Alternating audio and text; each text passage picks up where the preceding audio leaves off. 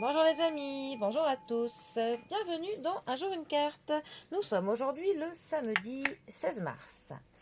Alors j'espère que vous allez bien, que vous êtes prêts à profiter du week-end. En plus, on devrait avoir à peu près beau temps aujourd'hui, paraît-il. En ce moment, le soleil, j'avoue, fait le plus grand bien.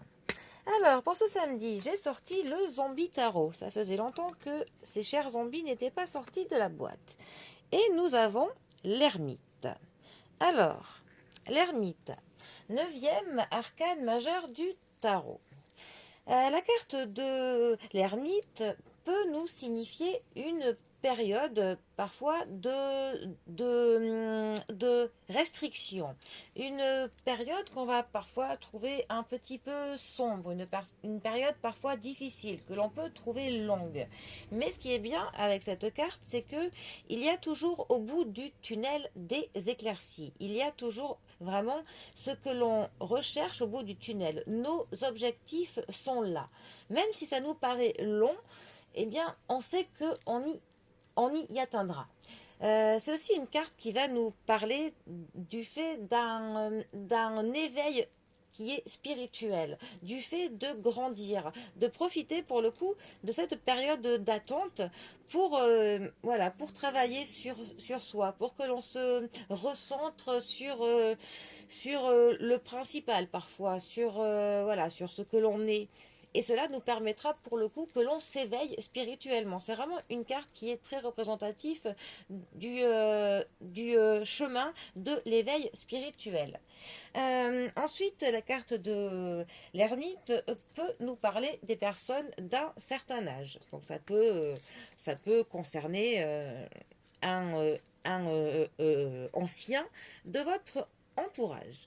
La carte de l'ermite nous parle donc parfois de l'attente, du fait d'attendre quelque chose, d'attendre patiemment. Ça peut nous parler au niveau du sentimental d'un amour qui est platonique.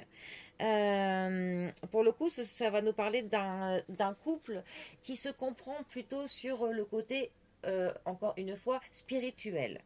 C'est aussi une carte qui nous parle de se mettre en pause parfois, de prendre, de se retirer du tumulte du quotidien, de prendre voilà, un temps pour soi, pour justement, encore une fois, pour que l'on se retrouve avec soi-même. C'est une quête, en fait, cette carte de la sagesse intérieure. On a avec cette carte le désir d'être seul. Ça peut nous parler du fait d'avoir besoin de prendre du temps pour soi. Euh, c'est aussi une carte qui va nous parler du détachement, un peu de l'acceptation, du lâcher prise sur les choses sur lesquelles on n'a pas la main mise.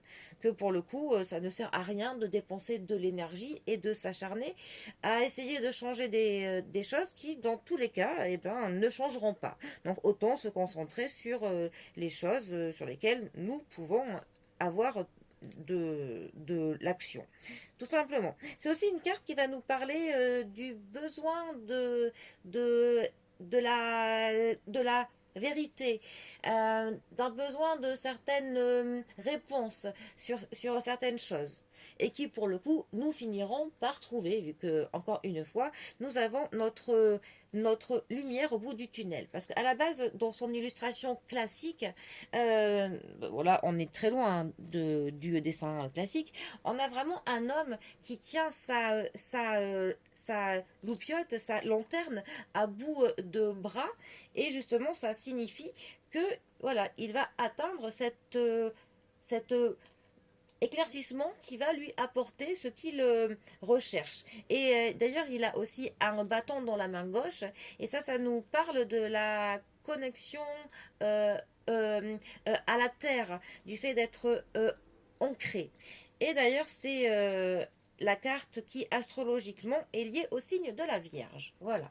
Bon, eh bien, sur ce, Je vous souhaite eh bien une bonne quête spirituelle ainsi que l'atteinte de vos objectifs et que toutes vos réponses vous soient apportées.